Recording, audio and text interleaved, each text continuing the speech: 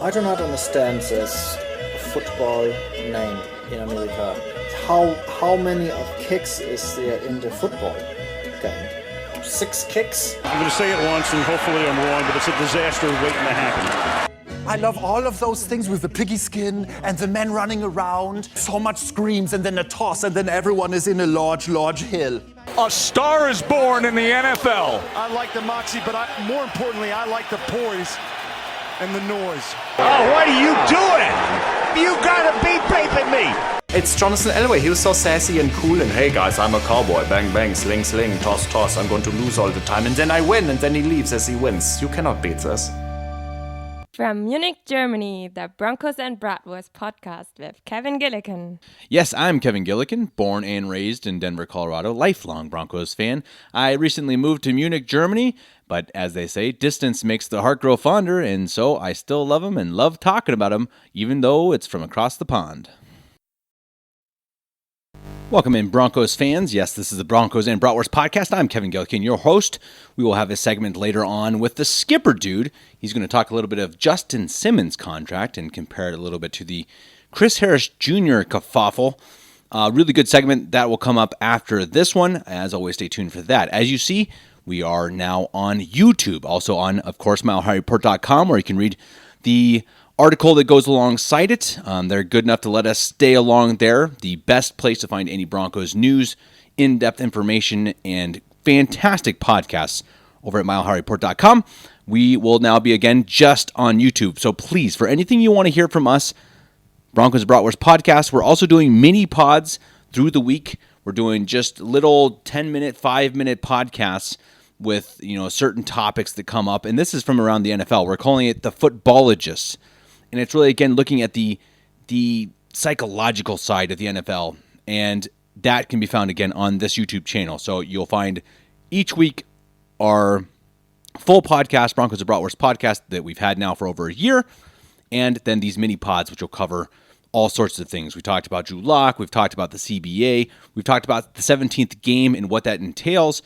And plenty of other things that will come. We're going to try to put out one every day of the week, or every other day. We'll see how it goes. But plenty of good information. So please, as you listen to this on YouTube, like this video, subscribe, and hit that little bell so that you get all the notifications for when a new video is up. Because again, it's not only going to be once a week. You're going to have quite a few videos coming out, and you don't want to miss a thing. So lots of stuff going on in the Broncos world. And honestly, right now, all of it is positive. It's a fantastic time to be a Denver Broncos fan. And especially a Drew Lock fan. It's been such good news this week for Drew Lock. Again, if you've listened to some of our mini pods, you know how I feel about what's happening with Drew Lock. And there's two things I really want to focus on. Later in this show, after the Skipper Dude segment, we'll talk a little bit about the offseason and what we can expect, where the Broncos might be headed. But I really want to talk about the news that has come out this week at the Combine. And there's been some rumblings from John Elway, from Vic Fangio, and others about Drew Lock. And as we all know as Broncos fans, Elway and Fangio were pretty reticent. They're pretty reluctant to say anything really positive about Drew Lock last year. They would kind of, say, yeah, he's young, he's got a lot going for him, but he's got a lot to learn. We're not sure. We'll see. A lot of these sayings that sound okay, but they're not really good. They all of a sudden came out and did a complete turnaround. Oh, okay, I can't say complete turnaround, but they totally changed their way and went fully behind Drew Lock. 100% behind him. John Elway came out in an interview. I forget who it was with. Maybe ESPN. I forget. And he compared Drew Lock to Johnny Unitas. Now, he said he's not Johnny Unitas. But he said he could be Johnny Unitas. He has that kind of ceiling.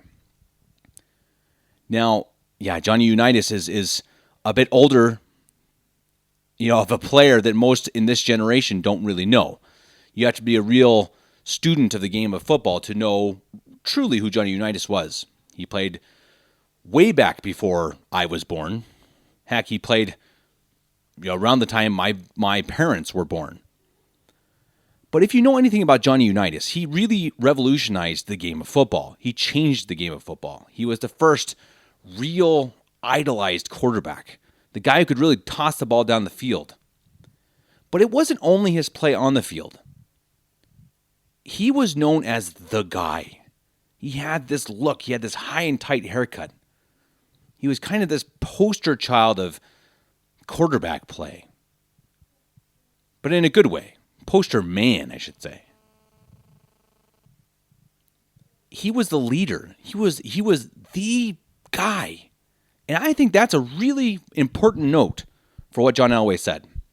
John Elway didn't say Drew Lock looks like a guy who could become a great player. He compared him to Johnny Unitas. And that is important because, again, it's not only his play on the field, it's his attitude off the field. It's his leadership. It's his ease with his teammates. Yeah, his first few years, he'll struggle a bit. All young guys do. He's playing the hardest position in any sport in the world. One where you have to be brilliant, talented, tough, and a good leader. And yeah, he will have his struggles. But I truly believe he's a guy that this team will want to build around. And there will be guys around the NFL who will want to play in Denver because they want to play with Drew Lock. And I believe John Elway sees that too. Vic Fangio was also profusive in his praise for the kid. He went on with Mike Florio, and yeah, he wasn't quite as nice as Elway, but he had a lot of good things to say about him. He was really impressed with how he's come along. He thought that the injury that he suffered actually helped him. That, that the months that he was off and wasn't able to throw, that he could build, through his mind, build what he needed to off the field, mentally prepare for what he was going up against. And I think you saw that. You saw that comfort that you didn't see in the preseason. In the preseason, he looked a bit like a deer in the headlights. But when he finally came in and played those 5 games, the dude just looked ready. He looked chilled. The guy's, come on, he's out there singing on the sidelines. Confidence is what you desperately, desperately need from your quarterback. And not only just confidence. You want a guy who looks like he wants to be playing football. A guy who's exactly what Joe Flacco is not. Someday I'll stop bashing on Joe Flacco, but it's probably as soon as the team cuts him. As long as he's on this team, I'm still going to have my day bashing Joe Flacco. Anyway, great week for Drew Lock. I think he's got to feel comfortable now that the team is fully behind him. And as I mentioned in my last mini pod, or one of my last ones, Drew Lock is the guy, and that all changed from the perspective of the front office and the coaching staff. They were never really sure. They never said they were sure, at least. Maybe they were sure, but they weren't that confident to the media, to the public. It all seemed to change once they hired Pat Shurmur. Now, is that a coincidence? Maybe. Sure, there is a slight possibility that the Broncos are just doing this so that teams don't realize they want to trade up to get a quarterback. That's hidden deep down in the darkest parts of my soul that that's a possibility. But I don't think that's the case. I don't. I think they do fully believe in him. He's their guy moving forward. And now Elway and the Broncos in general know that they have a GM they can count on, a coach they can count on, an offensive coordinator they can count on, and a quarterback they can count on. And they have a quarterback, who's affordable. Along with several other pieces who are star players and on their rookie contracts, which means the Broncos have to win now. And Elway knows that, and I think Elway's pumped about that. I think Elway can go and sell this to guys like Chris Jones, Byron Jones, Stephon Diggs, and say, hey, look, we can spend money on you. We can spend money on you and you and you and still have some space because our quarterback right now is cheap. This is the time where you have to win. You've got to put that team together around your young quarterback. And I think Elway is licking his chops. I truly do. Elway's looking out there. He also commented sometime this week that the deepest position in free agency this year is defensive line. And I think he's licking his chops because the Broncos are very weak in that position, obviously. I think they bring back Derek Wolfe, and then you, bring in someone like Chris Jones. I don't know. I mean, of course, we love Chris Jones. Let's see if Kansas City lets him go anyway. But there are a lot of options out there. It's a very, very deep defensive line free agency. You're going to see other guys, I think, coming over. Maybe some middle linebackers. Maybe it's Slay from Detroit in a trade. The defense needs to be bulked up in free agency and the offense in the draft. And I think that's what we kind of expect. I think that's what most Broncos country expects right now. It would not surprise anyone if that's what they do. Draft, offense, free agent, defense. And I think that this team has a real shot at building a contender this offseason. Now, that all obviously hinges around Drew Lock and what he can do in his sophomore year. But I think Pat Shurmur, I think Lock may struggle the first few weeks because he's learning a new system again, but I think he's a smart kid. I think he'll pick it up. I think Shurmur is a really good, experienced coach who's worked with young guys before. Heck, again, he had a great season with Case Keenum. If you can have Keenum succeed, I think Drew Lock will be fine. If you can put another wide receiver, like any one of these guys in the first round, Ruggs, Rager, Judy, any of these guys, I mean, you got such a stacked offense. There's some real serious hope that you could have a top 5 offense. Now, honestly, I think the defense is where you got to struggle a little bit. And so you got to go and start looking at guys like Byron Jones, Chris Jones, Darius Slay. But if you can pick up some of these guys, heck, 3 or 4 or 5 in the draft and free agency, boy, oh boy, things are looking nice. Now, one of the important pieces to this puzzle, very important piece, and a guy that I absolutely 1 billion% want to stay in Denver for now and probably for his career. He's a great dude. He's great off the field, and he's even better on the field. He's a true talent, and he's always healthy. Justin Simmons is a guy the Broncos can build around on this defense. I think they will. Skipper Dude is going to give his opinion on what the Broncos should do, but more importantly, what Justin Simmons should do with the upcoming question of his next contract. Skipper Dude, up next. Thanks as always, Kevin. So today, I wanted to do something I've never done before on Broncos Bratwurst and make a personal appeal to a particular Broncos player. And that player is one Justin Simmons. Now, do I believe that Justin Simmons is going to actually listen to this podcast and heed the advice of some schlub on YouTube? Not bloody likely, no. But I do think that there are some observations here that will be interesting and insightful, at least for our listeners. So in short, my advice to you, Justin Simmons, is very simple. You do you. You get yours. You need to stand up to John Elway and the Broncos front office and get what's coming to you in terms of a fat new contract. And I say this as a devoted Broncos fan who's not necessarily a capologist, but I certainly understand that an extra $2 or $3 million per year on your contract could make the difference between bringing in a solid veteran backup cornerback versus having to plug in a rookie free agent who's not ready for the NFL or something like that. But today, I wanted to go into some depth to discuss exactly why giving you your due is not only in your best interest, but ultimately is in the best interest of John Elway and Broncos country in general. And as I like to do, I'm going to start by speaking from my own experience. As Broncos and Bratwurst listeners already know, I work in corporate America for a Fortune 500 company in IT management. And one of the things my boss and I have both been able to accomplish, in fact, one of the reasons I'm able to devote some time each week to B&B, is because we've both kind of drawn a line in the sand and committed to working reasonable 40 to 45-hour work weeks. Yes, I'll have the occasional 2 a.m. emergency incident call, or I'll be up until midnight validating a planned outage from time to time, but by and large, I mostly work 8 to 5. What upper management in corporate America loves to do, though, is to tempt or threaten or shame its people with bigger workloads. So if you're working 40-ish hours a week and you're good at what you do, they'll ask you very kindly, or maybe not so kindly, if you'll take on another 5 to 10 hours a week, usually by way of taking on the duties of someone who has just left the company.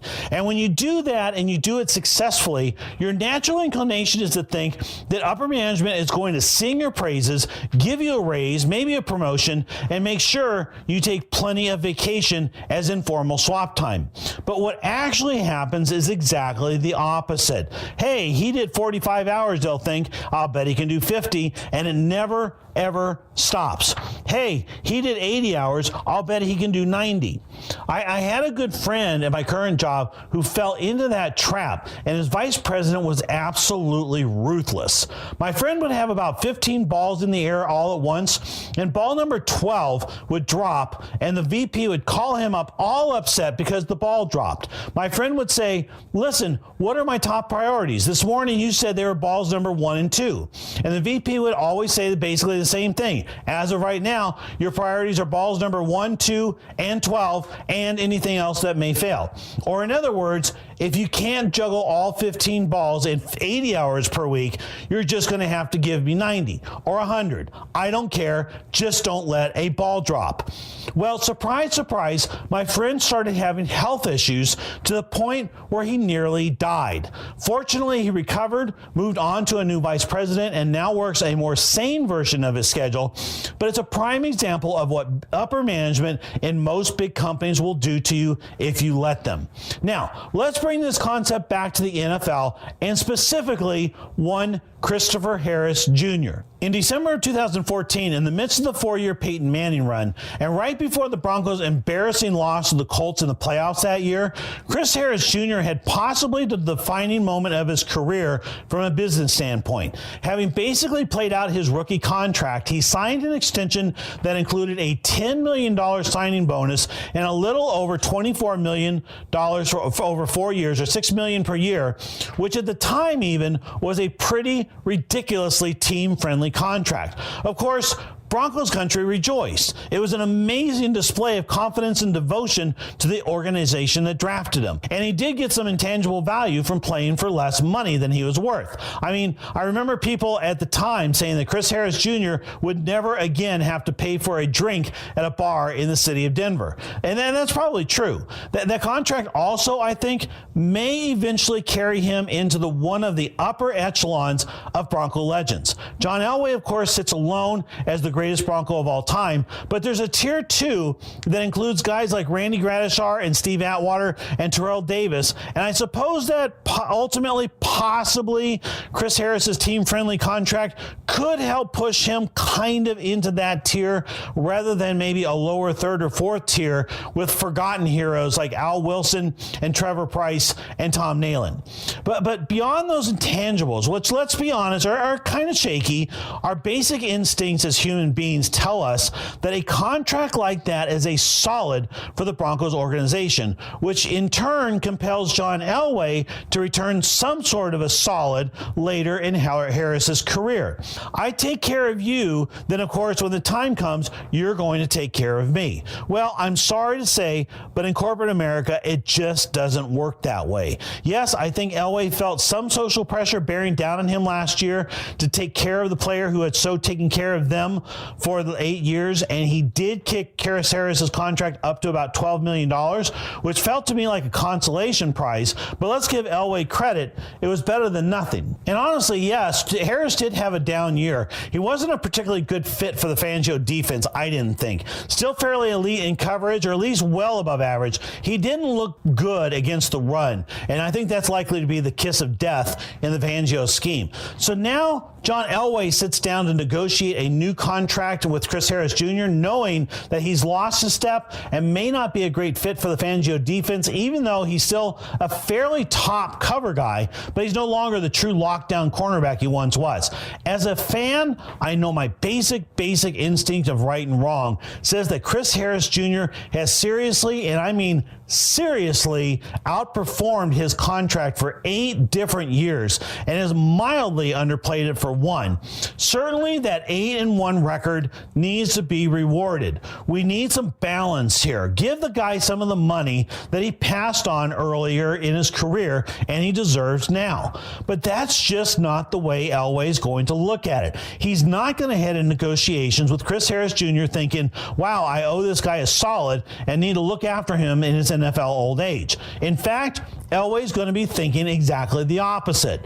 The old corporate America, hey, he gave us 80 hours last week, maybe he can do 90 this week. Elway's going to be thinking that CHJ took a team-friendly contract once, maybe we can make things work if he'll take another one. And this really isn't a knock on Elway either. He's tasked with building a talent stack that can take this franchise to the Super Bowl. He doesn't have room for sentimentality. He can't be throwing salary cap away by taking care of players who are past their prime. It's absolutely brutal, but it's the business reality of the NFL. In all likelihood, Elway's going to offer a contract that is an absolute insult to Chris Harris, and CHJ is going to move to greener pastures and probably never look back. And so a relationship that looked so utterly beautiful back in 2014, very sadly, has gone stale precisely because Chris Harris Jr. was too nice a guy and wanted to do right by the Denver Broncos. And when it came time for John Elway to return the favor, Elway didn't and basically couldn't. Now, let's look at Von Miller on the other extreme. Von played out his rookie contract the following year in 2015 and basically went to war with John Elway, demanding that he get his due. If you remember, that negotiation got personal and ugly, with both sides throwing very public barbs at each other. At the end of the day, though, Von Miller got the contract he deserved. He and Elway kissed and made up, and honestly, I think most of the acrimony was just for show. I don't think any hard feelings really ran very deep. And Von has gone on to become the spiritual leader of the Denver Broncos franchise in the wake of Peyton Manning and DeMarcus Ware. And when Von plays out his contract in 2021, and he and Elway look at what's next, they're going to handle it as a purely business decision and do what's right for themselves. Von Miller will owe the Broncos nothing, and they will owe him nothing. But the lack of baggage may be the very thing that causes Von and Elway to come together and decide to keep Von in orange and blue for the rest of his career. Why? Because the relationship to date has been a fair and equitable one, no hostility towards each other, and both sides are going to be looking out for themselves, but also with an equal eye to the sentimentality and goodwill that comes with making Von a Bronco for life. When they negotiate, they'll start at fair market value, whatever Von's value on the open market is at that time, and hopefully both sides will weigh in the goodwill value of making Von a Bronco for life, and perhaps they'll end up with a deal based on fair market value.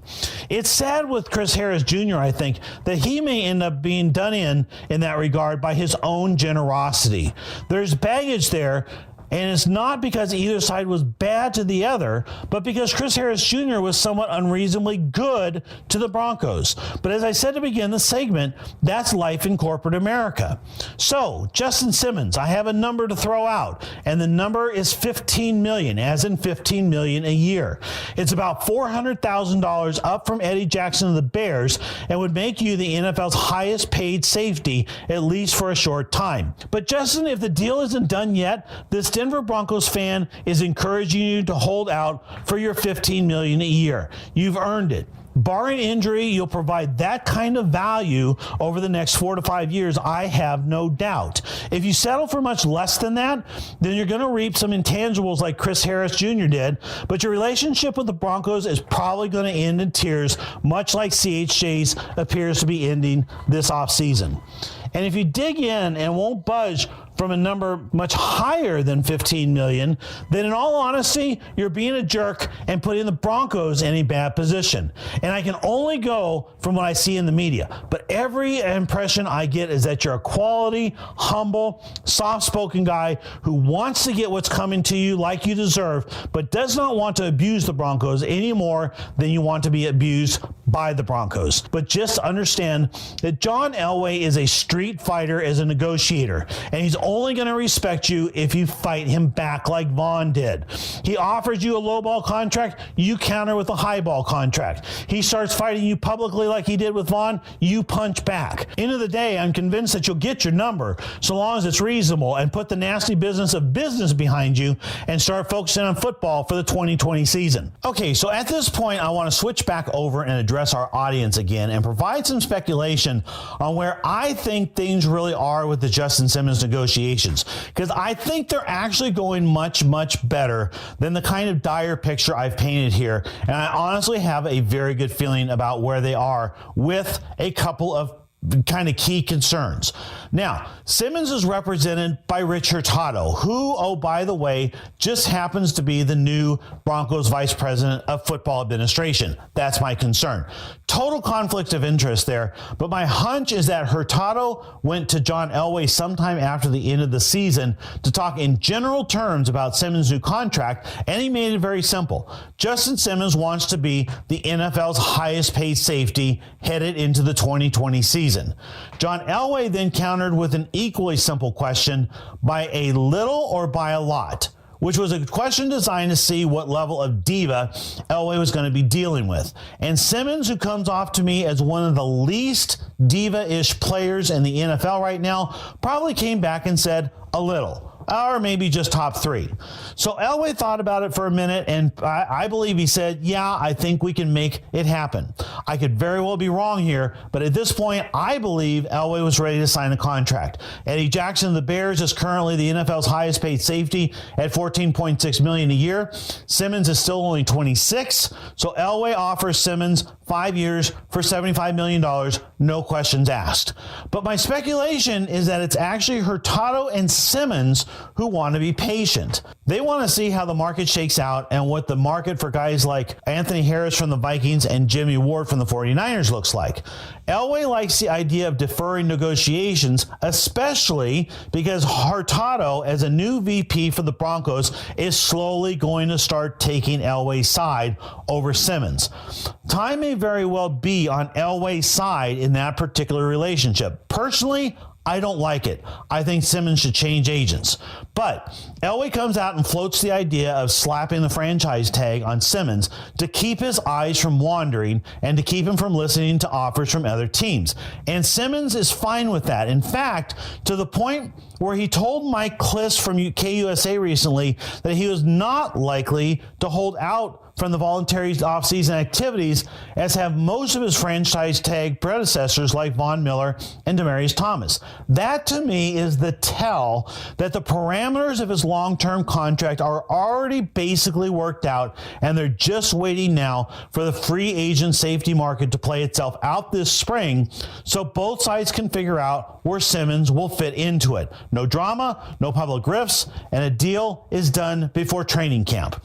Now, I know that when I first heard that Elway was going to slap the franchise tag on Simmons, my first thought was, Elway, you idiot, just sign the guy. But as I dug into this a little deeper, I think things appear to be progressing well, and this is a situation that's going to resolve itself elegantly. And if I'm wrong, and Elway strong arms Hurtado into trying to convince Simmons to take a team-friendly Chris Harris Jr. type deal this summer, totally the kind of thing that would happen in corporate America, well, then we're back to everything I said above about Simmons needing to find a new agent, poke Elway in the eye, and gain some respect.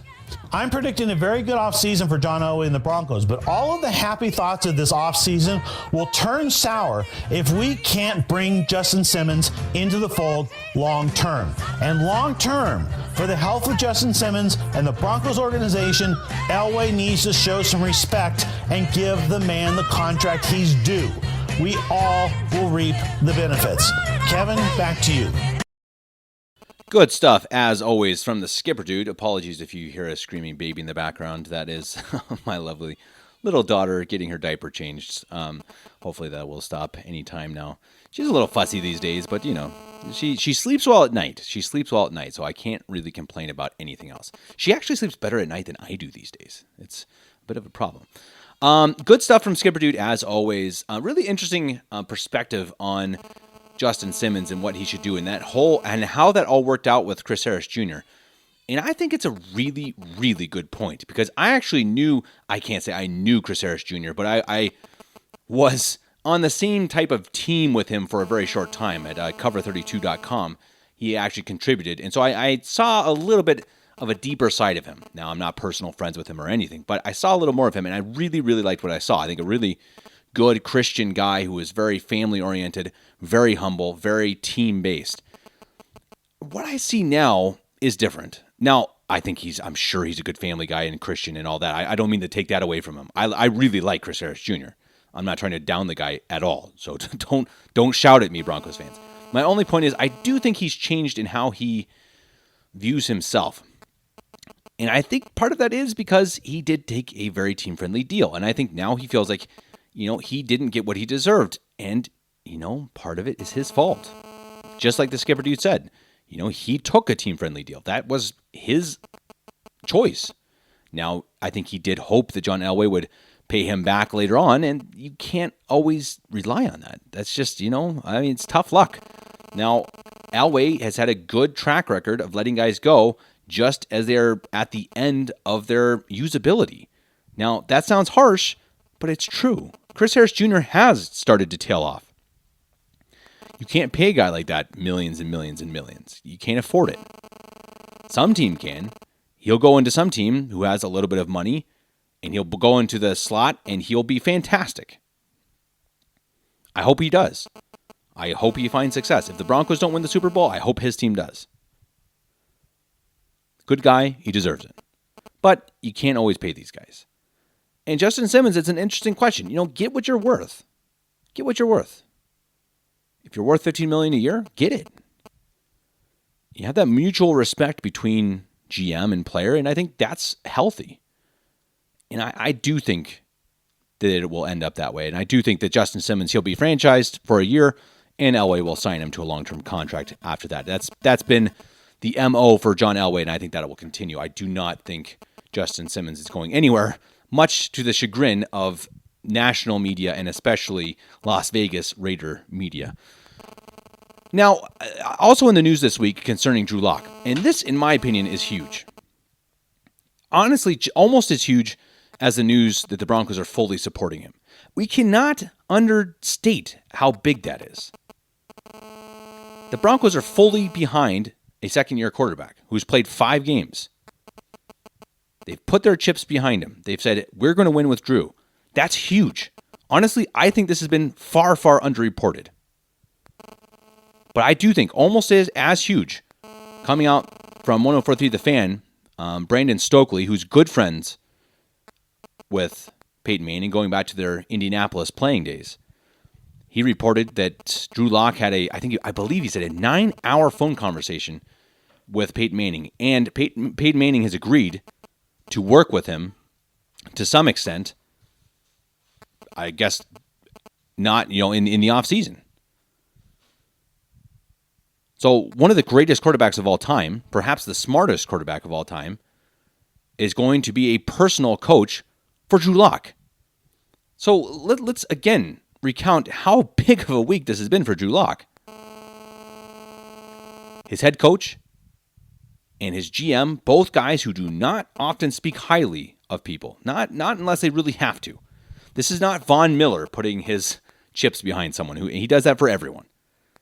Elway and Fangio are pretty leery of what they say. They both were pretty darn strongly behind Lock. That's huge. Now, Peyton freaking Manning is practically going to be a personal friend and coach to Drew Lock. You know why? Because Drew Lock asked him for it, and because clearly Peyton Manning has a soft spot for the Denver Broncos. Now, if that's simply because he likes the organization, maybe he likes John Elway, maybe he really feels hurt still by Indianapolis, so Denver's kind of his home. Perhaps PFM wants eventually to have a stake in ownership in Denver. That could be too. I don't know. But the fact that he wants to be part of this organization, I will take every single second Peyton Manning wants to be part of this organization. I mean, it's like bringing in, and who did they bring in? Oh, geez, who's the quarterback coach? Oh, man, I should know this. It's a guy, I even recognized his name when he came in from New York. Came over with Shermer. I'm sorry, I can't remember his name right now, but a well-known, well-respected guy. So you have Shermer, you have Munchak on the offensive line, you have this quarterback coach who I know is respected, and then you have Peyton Manning just kind of in the back pocket of Drew Lock. I mean, how optimistic can we get? I think even Peyton Manning might see there's some real hope with this team. And again, that just speaks to the fact that the time is now. John Elway showed that when he had a quarterback who players wanted to come and play with, when there was an idea, a championship feel, you had just a few pieces missing. Elway was great at filling in those pieces. Maybe one of the greatest I've ever seen. Now, he's had his failings. Yes, we've talked about it ad nauseum. But he's very good at looking at a good team and making it a great team. And he's shown it several times. He did it in 2013. He did it in 2015. And don't go and give me the, Peyton Manning. Yeah, Peyton Manning was garbage in 2015. So knock it off. They won a Super Bowl despite Peyton Manning. And John Elway has shown that is his strength. And this is a team where he can use his strengths. You need to have one more really good draft. And I think they figured out the draft in many ways. No one will ever completely figure out the draft, ever. Won't happen. But I think they fixed a lot of the key issues they were having. Don't keep going after guys with iffy off the field issues. Don't go after guys with injury history. Don't go after numbskulls who might play on the offensive line. You need to go after guys with high motors, high IQ. Guys who want to win, who want to be on your team. Cortland Sutton, Phillip Lindsay, Dalton Reisner, Drew Lock. I think the one guy you might question about that, people have, I don't, but people have, is Noah Fant. A lot of people, or some people at least, have called him a little soft. Now, in the preseason, I did come out and say I thought he was running like he was kind of fat, and I still stand by that. I think he looked relatively out of shape coming out of the offseason. I got totally killed for that. But you know what? By about midseason, I thought he looked great. This guy, if he continues, I firmly believe he could be a top 3 tight end. Now, he's got to stick by what he's doing. He's got to continue to grow, but he could be that guy. And so, again, you see Elway has really improved in the draft, and I think you got to have a little luck, and you have to have some things fall for you again. I think at 15 in the draft, at that spot, someone's going to fall. Someone's going to fall. And when they do, that's when you got to be ready to pick him. Be ready for best player available, because you know that some quarterback or some wide receiver or some, who knows, defensive lineman is going to be picked far higher than anyone expected. It always happens. And the Broncos have to be ready to get one of those guys who falls. I don't care if it's Simmons, who's, a safety linebacker guy, if it's Verfs, who's a lineman, Ruggs or Judy or any of these wide receivers. Someone's going to drop, and that's where the Broncos need to pick him. Now, if none of them do, which is, it's possible, then trade down.